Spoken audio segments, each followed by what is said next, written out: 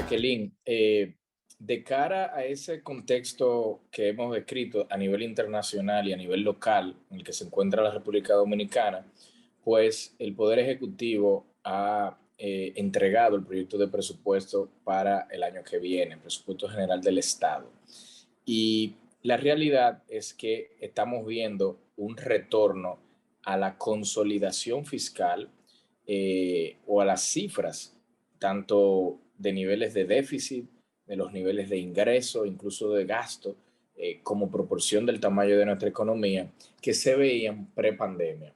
Pienso que vale la pena recordar que 2020 representó, por razones obvias, un desvío de muchas de las tendencias fiscales que teníamos, porque asumir, cuando las autoridades decidieron enfrentar la pandemia, la respuesta no solamente vino monetaria, sino que fiscal, implicó de un déficit importante, el mayor en 20 años, pero detrás de este déficit, por supuesto, estaban muchas de las medidas que contribuyeron a amortiguar la crisis, que incluyeron no solamente las inversiones que se realizaron en el sector salud, pero sobre todo las transferencias directas a hogares vulnerables.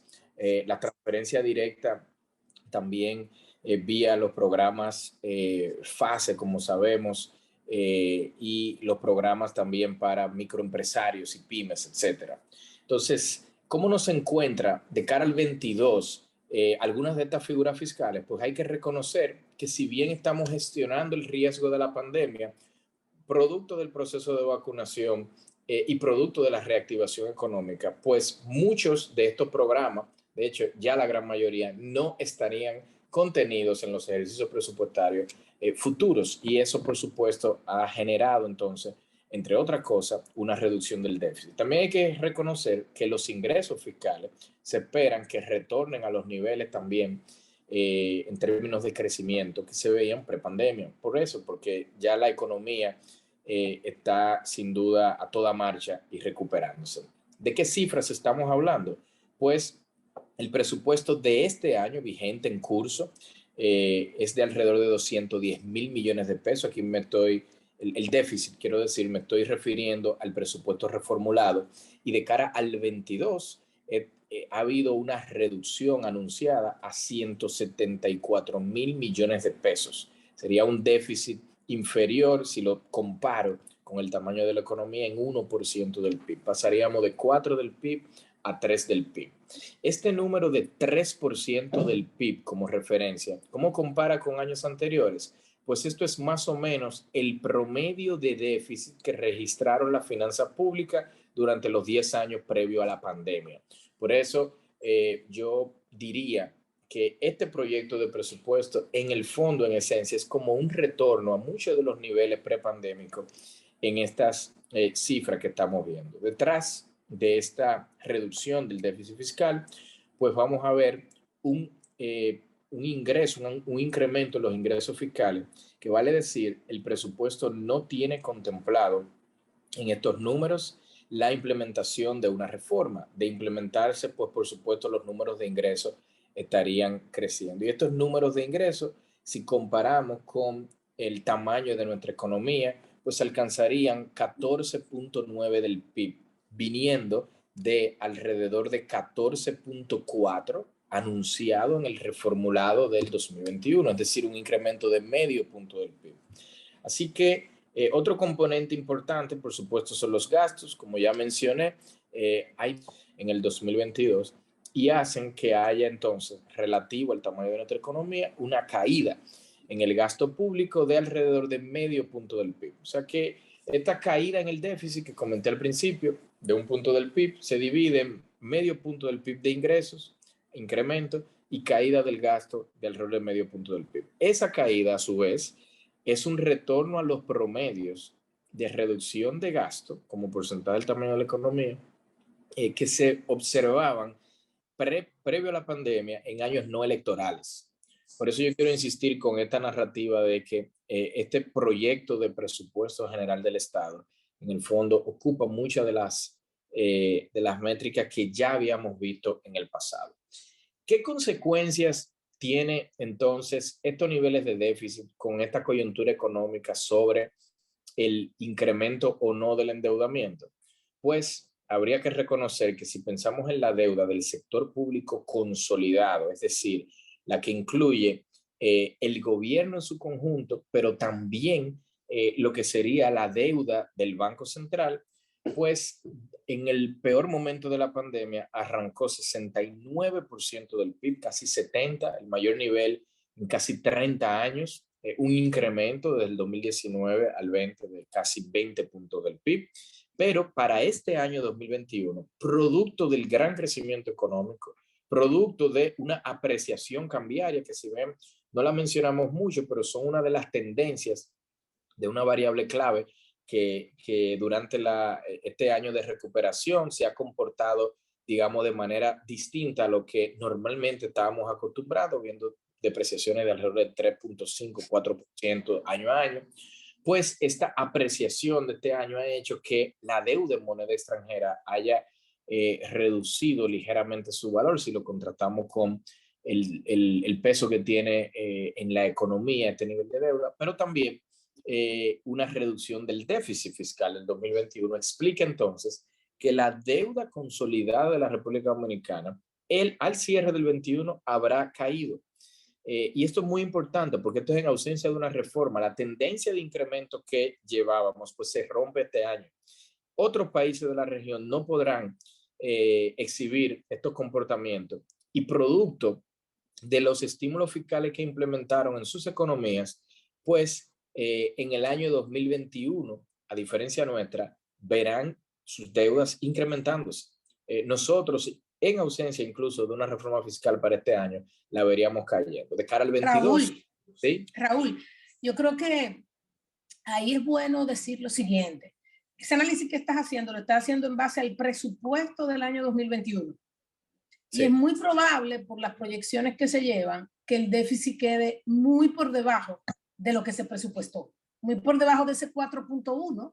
Es muy probable que el presupuesto quede, puede ser hasta 2 puntos por debajo. Con lo cual, eso también va a impactar esta deuda como porcentaje del ingreso de la economía, que quiero hacer el siguiente comentario. En medio de la pandemia, muchos hogares que tenían su empleo, sus empresas corriendo, dueños de restaurantes, tenían un nivel de deuda que no les preocupaba, porque estaban generando los ingresos perfectos para pagarlo. Cuando se cae drásticamente, esa deuda que ellos tienen se convierte en un problema. Pero a medida que se abre la economía, el resurgimiento hace que ellos puedan lidiar con esa deuda de manera perfecta, nuevamente, con algunas reestructuraciones. Lo mismo le pasa a la economía dominicana. El malbound que nos deja el COVID hace, como tú dices, que se dispare esta deuda como porcentaje de mi ingreso, de una caída transitoria del ingreso por una crisis que es transitoria, que depende de nosotros si la alargamos con todo este proceso de vacunación. Entonces, ahí la vacunación inclusive, al impactarme en mi crecimiento, me va a impactar mi capacidad de yo lidiar con unos niveles de deuda. Lo otro, Raúl, que es importante poner sobre la mesa, es que parte de ese incremento de deuda viene por parte del Banco Central, donde el Banco Central, la política fiscal no trabaja sola.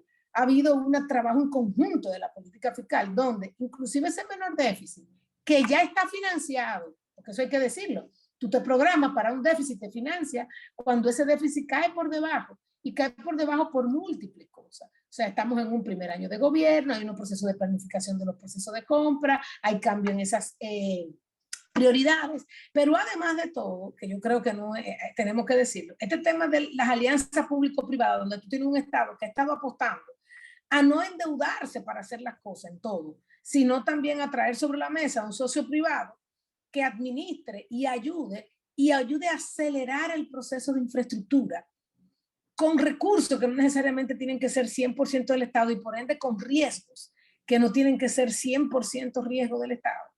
Entonces también quizá ha desacelerado esa capacidad de tener ese déficit y con ese déficit más bajo, tú arrancas un 2022 con un déficit más bajo, pero también arranca un 2022 con plata dentro de las cuentas. Y esa plata que ya habíamos tenido, o sea, que ya se recopiló, se recaudó y se trajo de fuera para financiar un déficit que se entendía que se iba a tener, va a estar disponible para financiar el otro y por ende esa deuda del año que viene también la vamos a ver reducida. Y a eso obviamente tenemos que decir, no sé qué pasó en otros países, pero recordemos que se implementa la ley de responsabilidad fiscal y en el presupuesto se ve claramente un incremento en el aumento de los impuestos de las propiedades a raíz de una implementación, que es una implementación en el tiempo, de lo que son las recaudaciones por esta ley de responsabilidad fiscal, que también está dejando un espacio de recaudación. Quería hacer, digamos, ese paréntesis ahí. Sí, totalmente. El impuesto a la propiedad, en el caso puntual que menciona, ha incrementado su recaudación y ha impactado los ingresos. O sea, si yo pudiera resumir un poco eso que comenta, nos hemos estado enfrentando en este año a una sobre ejecución de ingresos y una subejecución del gasto, particularmente en el gasto de infraestructura. Y eso en su conjunto ha llevado a que el déficit fiscal que se espera para el cierre de este año sea inferior al déficit presupuestado para el cierre de este año. Sobre eso que comentas de las holguras de liquidez, yo diría que el año pasado era bastante estratégico, al menos así lo encontré yo, de las autoridades, poder contar con plata ya en diciembre suficiente para poder financiar las primeras partes del año, de lo que sería este año. Y la razón es que al cierre del año pasado no teníamos ni siquiera vacunas, no sabíamos había un riesgo incluso de que se cerraran los mercados, etcétera, y de que nos viéramos entonces sin estos recursos. Entonces yo vi como algo bastante estratégico de las autoridades mantenerlo. Sin embargo, estos niveles de holgura de liquidez se han mantenido entonces, se han trasladado a este año. ¿De qué montos estamos hablando? A septiembre estamos hablando de 112 mil millones de pesos. Esto es más de 2.000 millones de dólares. Esto quiere decir que el gobierno tiene plata en sus cofres, en sus cajas, que no está necesariamente ejecutando en gasto. Y sí es cierto que nos vamos a encontrar que para el año que viene vamos a contar con esa plata, pero el riesgo que enfrenta el gobierno de salir a buscar esa plata y encontrarlo en este año es, entiendo yo, bastante reducido si lo comparo con el año previo. Esto, por Sí, supuesto, pero hay algo importante ahí, Raúl. Cuando tú te planificas para ese déficit del 3%, ¿verdad? Tú te planificas con un endeudamiento interno y externo para ese déficit. Si tú tienes en tu caja el doble, casi 2.5 veces lo que en promedio tú has tenido en el tiempo, entonces hay una emisión de deuda que no vas a tener que hacer. claro. Okay, es una emisión de deuda que, pero para el 2022, porque ya para este año lo hiciste. Ya el nivel de deuda sí está, aunque el nivel de déficit no es consistente. Y el hecho de tú tener esa liquidez, aunque no vas a tener problema en ir y recoger la liquidez que necesites para cualquier nivel de endeudamiento, lo que te va a hacer es que posiblemente el endeudamiento extra que necesites para el año que viene sea mucho menor y con eso esa proyección que tenemos de deuda para el 2022 como porcentaje del PIB sea todavía más baja. Claro, y todo esto lo iba comentando porque es bueno que la teleaudiencia entienda que los niveles de liquidez son tan altos del gobierno y eso hace que el riesgo que tiene el gobierno de no cumplir a tiempo su compromiso de deuda es bastante reducido, por no decir mínimo o cero. Entonces, en ese contexto, la implementación de una reforma, que es el gran tema sobre la mesa, no está llamado a responder un riesgo de liquidez inminente que tenga el gobierno para asumir esos compromisos, sino para gestionar más bien los temas de mediano plazo que atañen a la finanza pública.